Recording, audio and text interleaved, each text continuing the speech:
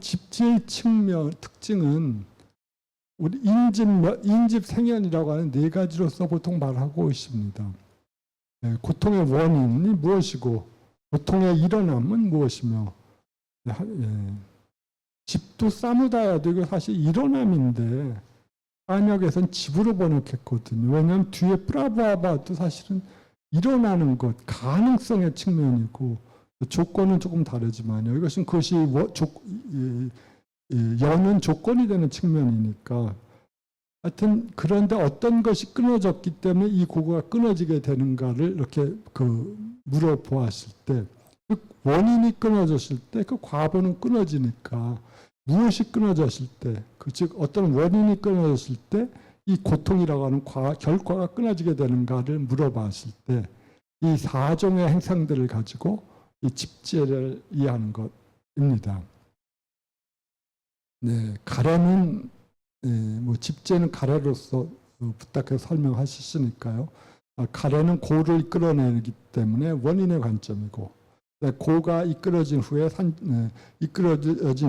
그다음에 산출되는 것이고, 또 일으켜지는 것이기 때문에 모아짐 혹은 일어남의 관점이고, 고가 이미 산출된 후에 일어났기 때문에 생기의 관점이고, 다시 미래의 고의 존재를 보섭하기 때문에 조건의 관점이다. 뭐 이 식으로 뭐 등등 설명하면서 고통의 원인이 과거인 고통과 어떤 방식으로 관찰될 수 있는지를 뭐 쭉 설명하는 방식입니다. 그러니까 원인의 측면에서 관찰한다고 이해하시면 됩니다. 그리고 그 원인은 항상 일어남과 관련되어 있죠. 뭐 원인이 잠재되만 있다면 직접적으로 업도 일어나지 않을 것이고 마치 일어나지 않은 것처럼 보이지만 유관파는 그렇지만 조건은 잠재된테 갖춰져 있다고는 생각을 할 겁니다. 이게 아마 종자의 관점이라고 본다. 미래의 고통이 일어날 수 있는 그 종자를 함축하고 있기 때문에 뭐 나중에 조건이라고 한다는 등등의 말을 한다면 그런 의미가 되겠습니다. 네, 뭐 멸제라고 하는 것은 뭐 멸정묘리라고 하는 말로서 그냥 우리가 외우고 있는데요. 집제의 특징은 바로 이 집제에 남김없는 소멸, 그다음에 정지입니다. 그리고 그것은 고제의 남김없는 적정, 그리고 이 진리가 완전히 적정하다고 하는 것, 이 진리가 최고라고 하는 것, 이 진리가 완전히 우리를 윤회 세계로부터 벗어나게 해주는 점에서 관찰하는 겁니다. 이것들을 멸정묘리의 네 가지 측면에서 관찰하는 건데요. 그래서 이렇게 멸제의 특징을 명확하게 인식을 한 후에 아마 슈행에서 만나는 어떤 심적 상태를 이 방식에 적합한 방식으로 변화시키려고 하는 것 같습니다. 도제의 특징은 뭐 도여 행출이라고 우리가 사행상을 말하는데요. 이 도는 뭐 결국은 그 길을 걸음으로써 고통과 고통의 원인이 끊어지게 되고 열반으로 이끌어지는 것이니까요. 그래서 이런 열반으로 인도하는 길이라는 점에서 도라고 말을 하고, 그 다음에 그것이 논리적 관점, 니아야, 이치가 있다고 불교는 생각하고 있어요. 뭐 어떤 우리가 세계 철학사 시간에 봤을 때 나는 불합리하기 때문에 믿는다라고 하는 어떤 미친놈의, 저는 미친놈이라고 솔직히 생각을 하는데, 그런 말을 듣고 마치 뭐가 있는 것이라고 생각을 했던 적도 있었습니다. 그래서 모신 속의 통일이라고 하는 것이 바로 이러한 것들이 아닌가 하는 방식으로 생각한 적이 있는데, 지금 생각하면 미친 놈인 것 같습니다. 궁극적인 것은 적어도 불교나 하고 인도 전통이 생각하는 바는 적어도 그 자체는 불가언설, 논리에 의거나 개념에 의해서 포착될 수는 없지만, 그러나 그 길 자체는 소위 상식, 그 우리들의 상식이라기보다는 어떤 직관에 의해서 인도되지만 그러나 그것은 명확하게 어떤 나름대로의 논리를 갖고 있다고 생각하는 겁니다. 그리고 그 논리는 점차적으로 우리의 세계에 대한 이해가 넓어질수록 보다 더 명확한 형태로 드러날 수가 있다고 생각을 하는 거예요. 그러니까 논리도 마치 우리가 마치 그 사람이 말한 그 과학적 혁명의 구조에서 패러다임 시프트라고 하는 관념을 가지고 쿤이 말한 것처럼 초기 불교에선 설명할 수 없었던 것들이 대승불교에서 설명을 하고자 하지 않습니까? 그런 방식대로 보다 더 설명의 스펙트럼이 넓어질 수는 있어요. 그리고 그런 방법으로 넓어지면서 이제까지 설명하기 불가능했던 것들을 대승에서는 자신의 설명 체계로 끌어들여서 발전시키거든요. 혹은 우리가 그것을 부타께서 부타는 일름으로 설명한다고 하셨으니까 부타께서는 모든 발전된 가능성을 매우 언어의 마술사처럼 그것들을 함축적으로 표현했고 후대 그 함축성을 풀어내는 것들은 후대 철학자들의 몫이다라는 방식으로 이해할 수도 있겠지만 어쨌든 간에 그 말씀에 혹은 그 열바이라고 하는 그 길을 우리가 수행도를 갈 때 그 길이 논리가 없다든가 도리에 맞지 않는다고 생각하지는 않았습니다. 도리가 이끌고 그리고 도리가 이끄는 한까지는 우리는 도리에 의해서 밀고 가야 된다고 생각을 하는 겁니다. 이치에 맞는 길, 이게 니아야타라고 하거든요. 이치에 맞는 길입니다. 그 다음에 정행이라고 하는 말도 반드시 프락시스와 관련된 건 아닙니다. 올바른 인식이라고 하는 의미가 한 70%가 되고요. 우리가 그 올바른 일치를 실천을 통해서 실천으로 변화시키다는 의미가 조금 더 거기에 부과된 의미입니다. 그러나 기본적으로 1차적으로는 우리들의 사고의 변화, 사고를 올바른 방식대로 실천하는 것이 정행의 의미입니다. 정행의 의미입니다. 그러니까 정행이라고 할 때 발을정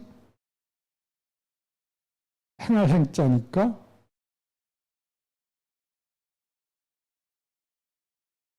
이것이 우리가 올바로 사회적 실천을 하려나 보다 하는 게 아닌데 올바른 삶의 인식, 마음의 상태에 대한 올바른 이해가 1차적인 의미라고 하는 점을 꼭 기억해 주시면 좋겠습니다. 그다음에 이 출은 벗어날 수 있는 길, 나이사르기카라고 하는데 그것은 우리가 그 열반이 출리라고 했던 것처럼 그 출리로 이끄는 길을 도제의 리로 표시했습니다. 즉 그 방법, 그 길을 걸어갈 때 우리는 열반으로 향하는 길, 열반으로 향할 수가 있다 하는 것이 그 의미입니다. 이런 방식도 마찬가지로 그런 방식대로 어떤 우리가 수행도상에서 어떤 경험을 했을 때 그것들이 맞는가 타당하지 않은가 등등을 아마 이런 방식으로 점검을 하지 않았을까 생각을 합니다. 그리고 이건 매우 초기 불교 이래로 매우 잘 알려지고 그 다음에 수행도 체계에서 매우 기초적으로 받아들였던 것 같습니다.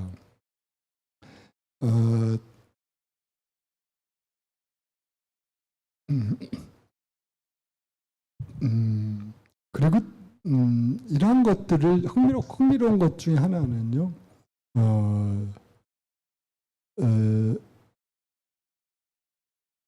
우리가 이런 방식으로 성문지의 출세간도의 설명을 보면 너무 당황을 해갖고 제가 장황해서 이걸 과연 이렇게 아비달마 철학자들 혹은 대승의 아비달마 철학자들이 그렇게 관찰하면서 수행했을까 할 정도로 일종의 그것도 서머리에 지나지 않지만 서머리 자체가 너무 다양한 주제를 포함하고 있기 때문에 깜짝 놀란 적이 있었는데요. 소위 1초직입 열애지하면 되지 왜 이렇게 복잡한가 생각을 할 때가 될 정도로 진짜 매우 상세하게 분석적으로 차근차근 관찰하는 법 내적으로 외적으로 몸 안에 있는 요소도 몸 밖에 있는 요소들을 나눠서 관찰하고 자기 몸 내부에 있는 요소들이 뭐 아까 말한 대로 무상하다든가 무상의 측면에서 관찰할 때도 그것들이 변개한다든가 그다음에 소멸한다든가 혹은 뭐 다른 방식으로 그것들이 법성에 따라 그렇게 된다는 식으로 항상 이 상세하게 설명하고 있는데요.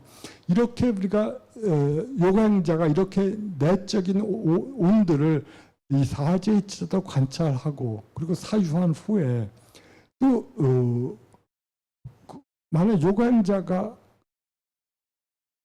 특히 이렇게 관찰하다 보면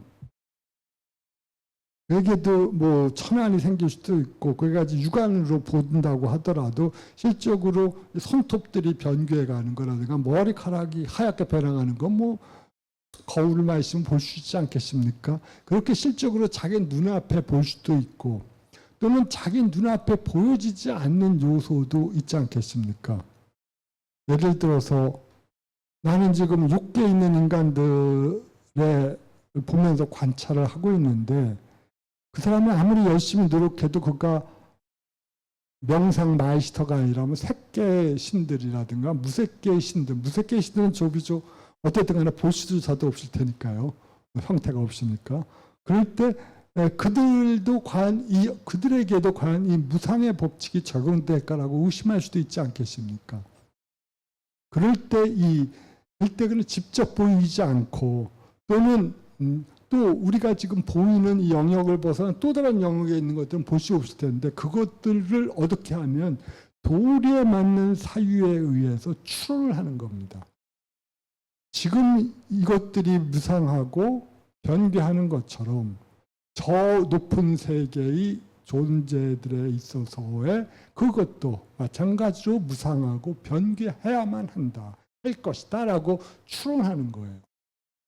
그렇기 때문에 이 욕계의 사물을 통해서 그 확정성을 얻은 다음에 다시 색계나 무색계의 모든 존재들이나 모든 사물들에서 마찬가지 추론을 통해서 그걸 적용시켜 버리는 겁니다. 그렇기 때문에 그런 추론과 결정을 자기 눈앞에 보는 건 확정적인 인식이죠. 그렇지만 추론이라고 하는 것은 우리가 2차적인 그 어떤 사유라든가 그걸 통해서 이론적으로 그 타당성을 추론해내는 건데 그런 방식대로 그는 이 보이지 않는 세계들에 대해서도 그런 방식대로 그 세계도 역시 무상하다라고 생각을 하는 겁니다. 아까 제가 색계의 신들도 역시 수명이 끝나면 고통스럽게 죽어가고 오히려 더 고통스럽게 외친다고 하죠. 특히 비상 비비상처에 있는 최고의 신들은 너무 고통스러워서 왜냐하면 그들도 자기의 업이 끝나면 이제 자기가 어디로 더 하지로 추락할 수밖에 없다는 사실을 알고 그렇게 고통스럽게 외친다고 합니다. 요새 인터넷에 유튜브를 보니까 우주에 소리가 엄청나게 난다고 하더라고요. 아마 그러한 것들이 한 우주의 겁들이 소멸할 때 그 대범천들의 고통스러운 외침이 아닌가 생각도 들으면서 본 적이 있었는데 하여튼 그들은 더 명확한 천안을 갖고 있으니까 보죠. 자기가 떨어질 곳이에요. 그리고 다시 그래서 비통해하면서 그렇게 소리친다고 하는데 어쨌든 간에 그런 방식대로 그런 것을 우리가 제가 어떻게 그걸 보겠습니까? 경전에 나오는 말을 빼놓고는. 그런데 그걸 보면서 이렇게 추론을 하면서 타당하다고 생각을 하는 거죠. 그렇지. 생겨난 모든 것은 소멸할 수밖에 없다면 그것이 당연히 모든 천신들에게도 마찬가지일 테니까 그들도 역시 그렇겠다. 그리고 또 우리는 또 약간 자연과학적인 지식을 더해가지고 그렇지 시간이란 결코 환상에 지나지 않으니까 혹은 시간이란 결코 그렇죠. 그 중력과 연관된 어떤 환상에 지나지 않으니까 그럴 수도 있겠다 하면서 우리들은 그런 생각을 하게 되는데 이런 방식으로 이 불교 수행자들은 자기가 직접 보고 들은 온의 경우나 보고 듣지 않은 다른 영역에 속하는 그 온들을 가진 존재들에게도 똑같이 무상고공 무아의 방식대로 적용을 시키는 겁니다. 추론지를 통해서. 그러니까 여기서도 추론지는 상당히 중요한 역할을 하는 겁니다. 아비달마 철학자들에서의 추론적 지는 맨 처음에 우리가 안바야진이라고 해서 매우 중요한 역할을 하거든요. 불교에 있어서 이 육아행파의 문화에서는 꼭같이 중요한 역할을 하는데 하나 더 재미있는 것은 이런 추론을 통해서 추론한 후에 그 다음에 이런 과정을 비주얼라이제이션을 해요. 그러한 상태를 머릿속에서 그 연상을 하면서 그러한 과정을 마치 자기가 직접 보고 들은 것처럼 그 스토리들을 머릿속에서 재구성해냅니다. 그래서 그 머릿속에서 제가 상상한 거니까 보다 더 명확하게 볼 수 있지 않겠습니까? 그러니까 명확하게 보면서 그것들도 역시 무상하고 고통스럽고 무한한 사실을 마치 자기가 눈에 본 것처럼 더 클리어하고 디스팅트하게 인식을 해버리는 거예요. 보지 않은 건데도. 이것이 육안파 문헌의 수행도의 특징입니다. 아마 그런 것 때문에 이것이 바로 싱해작이라고 불려진 특정한 어떤 비주얼라이제이션 테크닉인데 우리가 그 정토계 경전에서 많이 보이는 그런 특색입니다. 정토계 경전을 보는 암송하는 명상자들이 그걸 앞에서 그 관무량수경을 누가 낭송할 때 그것들을 들으면서 상상을 하지 않겠습니까? 그렇게 상상을 하면서 그 아름다운 세계를 그야말로 회화, 아름다운 그림을 상상을 하고 그 중에서 아미타께서 법을 사시는 광경을 보고 그 법을 마치 자기가 눈앞에서 듣는 것처럼 그렇게 비주얼라이제이션을 하는 방법이 그 아미타 정토의 경전의 매우 특정한 관법인데 이것들을 성문지나 혹은 초기 유관파에서는 도입을 해가지고 자기가 보지 않는 것들 마치 눈앞에서 육안을 가지고 본 것보다 오히려 더 실제적이고 리얼하고 인식을 하려고 하는 시도가 나타납니다. 바로 이러한 칭의 비주얼라이제이션 테크닉을 통해서요. 이 비주얼라이제이션 테크닉은 후대 티베트 불교의 가장 중심적인 명상 관법으로 발전하거든요. 그것들이 일상적인 만트라야는 물론이고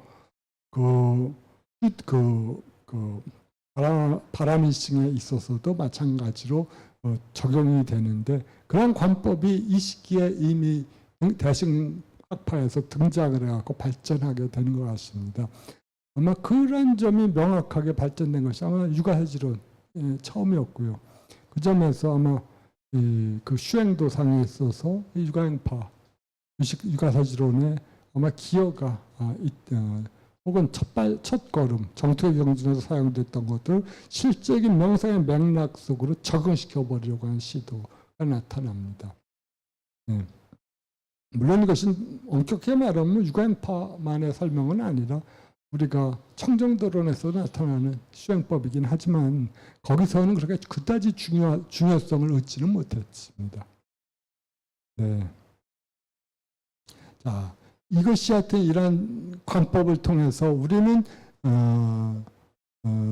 제법의 특징들을 명확하게 이해하는 겁니다. 그 다음에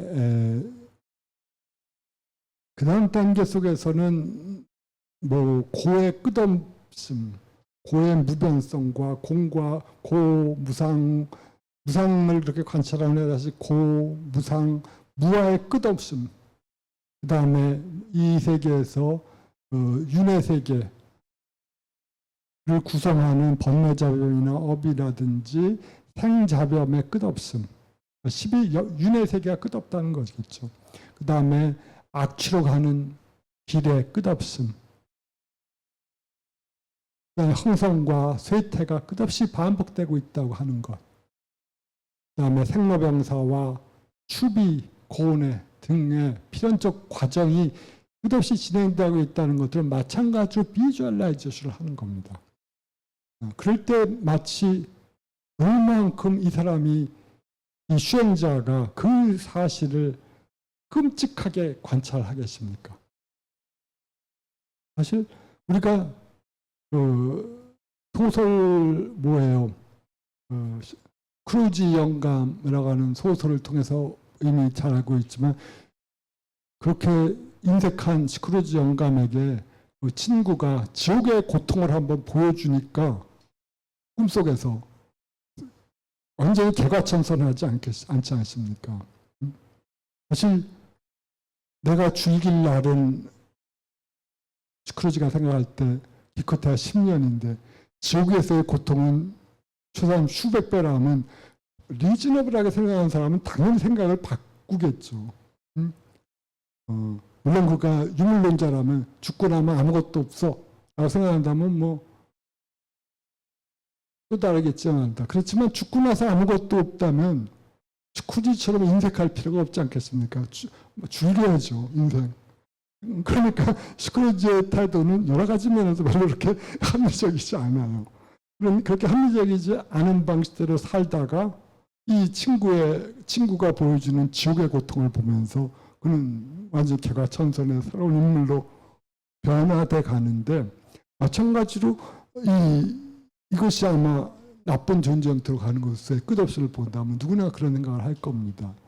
혹은 흥성과 쇠퇴의 끝없음도 마찬가지죠. 우리들이 한때 잘 살고 못 살고 업의 법칙에 따라 그렇게 흥망성쇠가 계속적으로 반복되고 있는 거에 지나지 않은 걸 보니까요.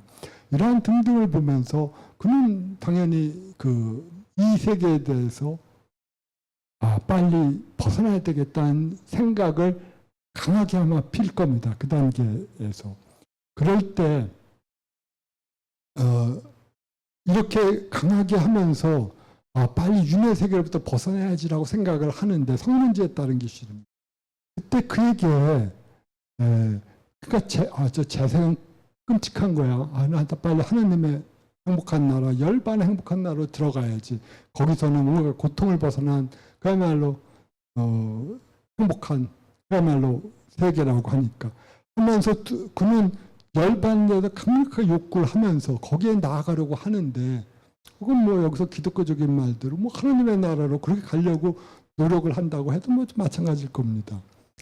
그럴 때 그렇지만 그것을 방해하는 것이 뭐냐 그러면 오랫동안 그는 이 세계의 즐거움에 대해서 인식해졌기 때문에 그 다음에 그 십성들이 몸에 많이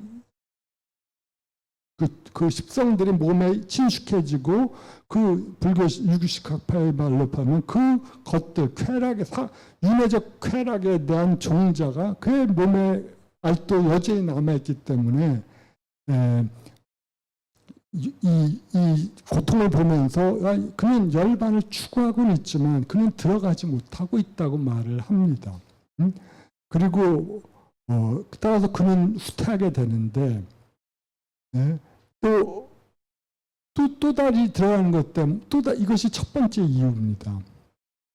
그러니까 우리들이 이 세계 보니까 그래도 살만한데 이거 성공만 하면 굉장히 좋잖아. 우리 시간에 돈만 있으면 굉장히 좋은 세계인데, 근데 안타까운 건 돈이 있을 확률보다 돈이 없을 확률이 한결 더 많다는데 이 세계에 불행이 있지만 말입니다. 그 사람의 불행이 있지만 말이에요.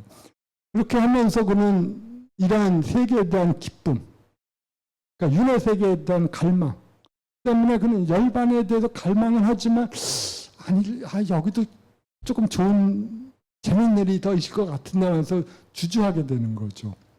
또 두 번째는 이 사람이 그 주저함을 떨치고 더 나아가려고 하다가도 그는 열반에 대해서 이제 본질적으로 공포했다는 겁니다. 왜? 열반이라는 것이 기본적으로 뭐겠습니까? 열반에서는 바로 아까 처음에 말씀드린 모든 토대의 소멸이 아닙니까?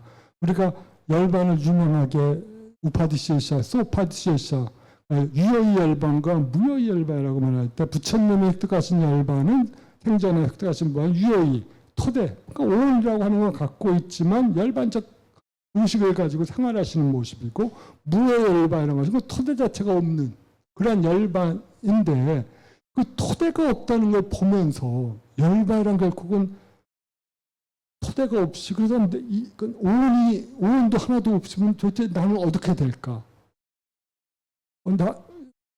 그런 생각 과연 산책할 만한 혹은 추구할 만한 가치가 있는 걸까?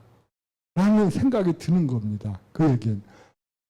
그는 열반을 지금 보면서 저기는 소멸인데, 그러니까 모든 탐진치의 소멸이고 개화라고 하는 것이 소멸이고, 그러니까 소승적인 의미에서도요. 개화라고 하는 것이 소멸이고, 따라서 자기의식과 관련된 일치가 소멸하는 거라면 나는 어떻게 될까라고 하는 생각이 들면서 그는 두려워하는 거예요. 주행자는. 그래서 아니야. 지금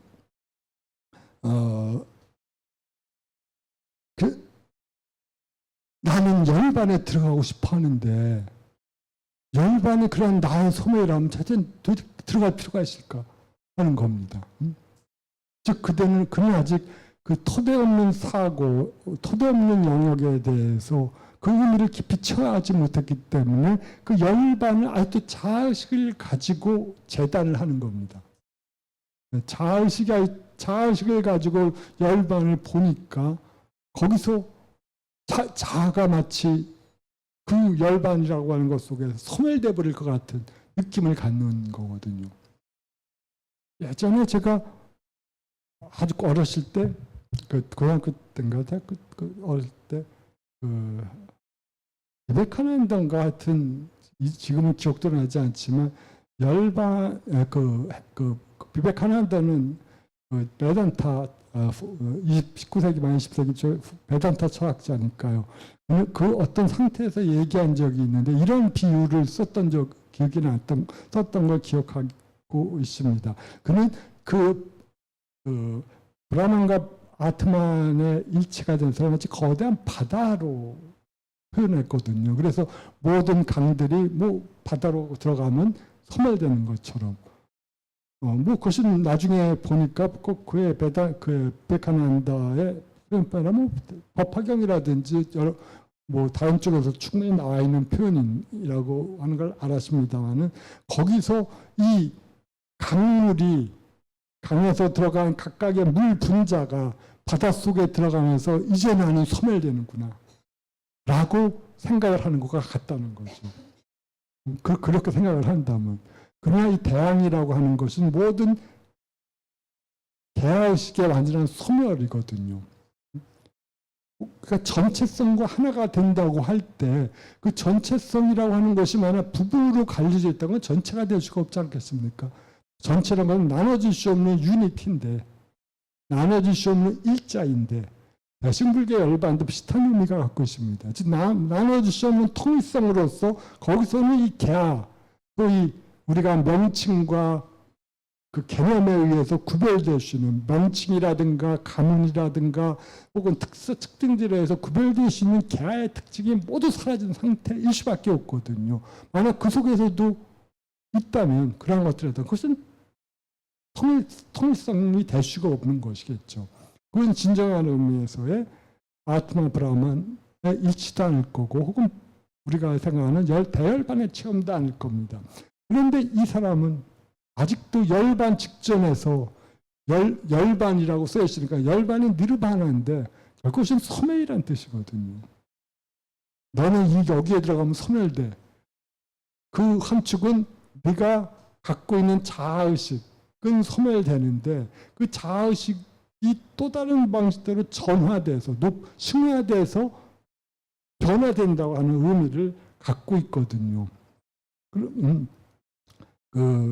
열반이라고 하는 것이 말씀드리지만 부탁께서 열반에서 굉장히 누가 아그니 꽃밭차가 물어보니까 장작불의 비유를 갖고 말씀하지 않습니까? 연료가 계속 공급되는 불길은 계속 타오른다.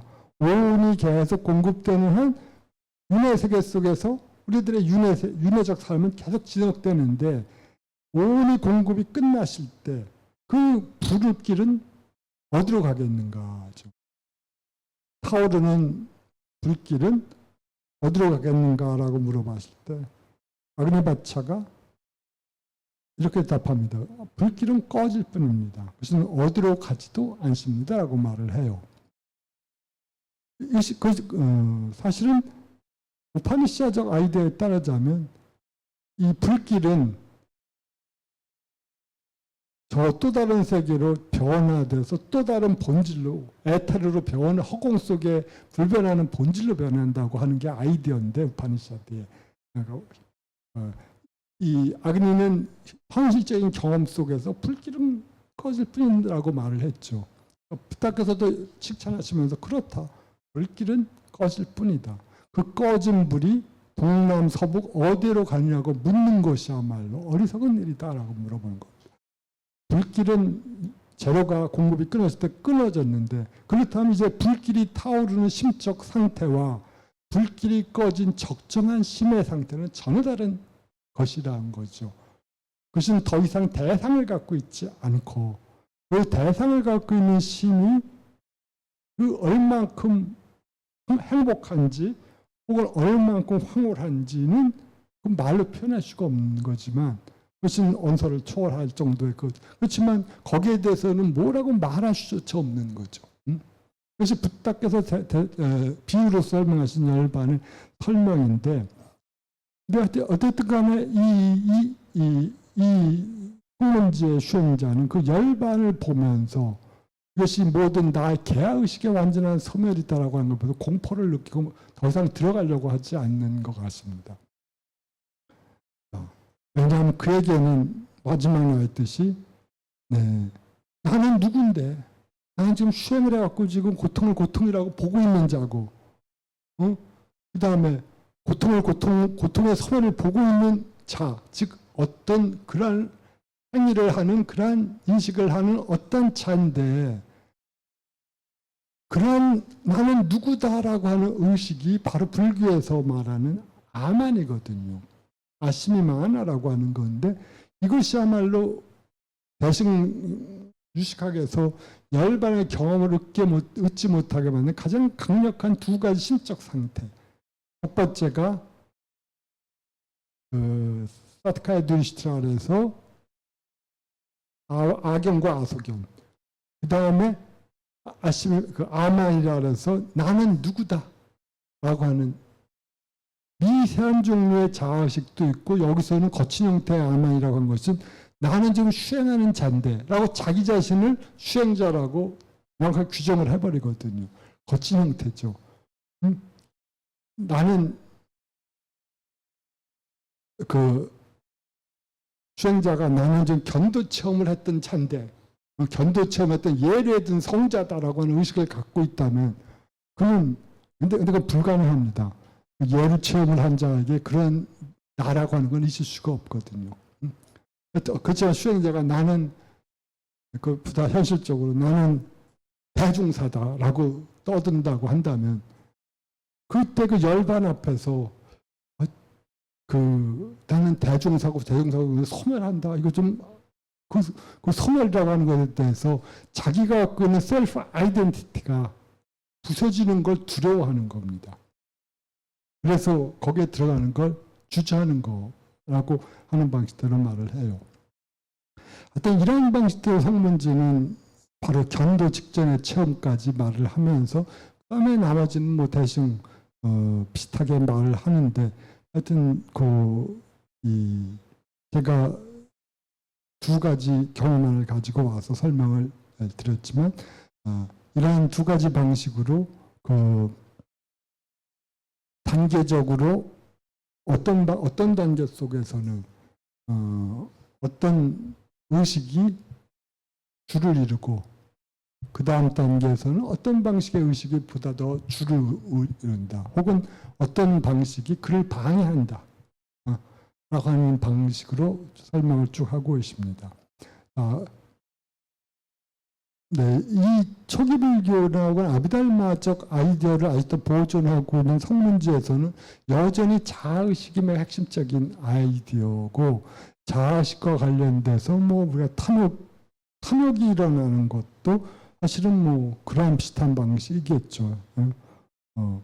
그것들을 그래서 자아의식을 끊고 그다음에 아만을 끊고 그것들이 불교에서 말할 때 아만은 불교의 10종 번뇌 속에 포함되지는 않지만 그러나 이런 번뇌를 끊었을 때 보다 열반이라고 하는 상태로, 마음의 상태로 들어갈 수 있다고 하는 것은 틀림없을 것 같습니다. 그것들을 가리키기 위해서 우리가 아비달마든 아니면 이 성문지든 그것들을 계속 자아식의 소멸 혹은 이 아만이라고 하는 자기 동일시 혹은 자기 동일성을 확보하려고 하는 모든 종류의 그 열망들을 내려놓지 못하고 있는 거라고 보는 겁니다. 네. 하여튼, 예.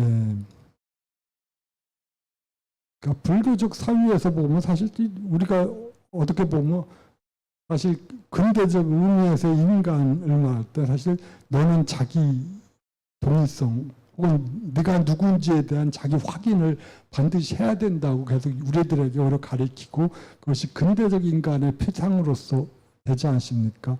자기 확인, 셀프 아이덴티티라고 하는 것을 계속 가지라고 하는데 불교에서는 역설적으로 그것이야말로 초보 단계의 수행자들에 있어서조차도 장애가 되는 그런 거다라고 말을 하는 것 같습니다. 네.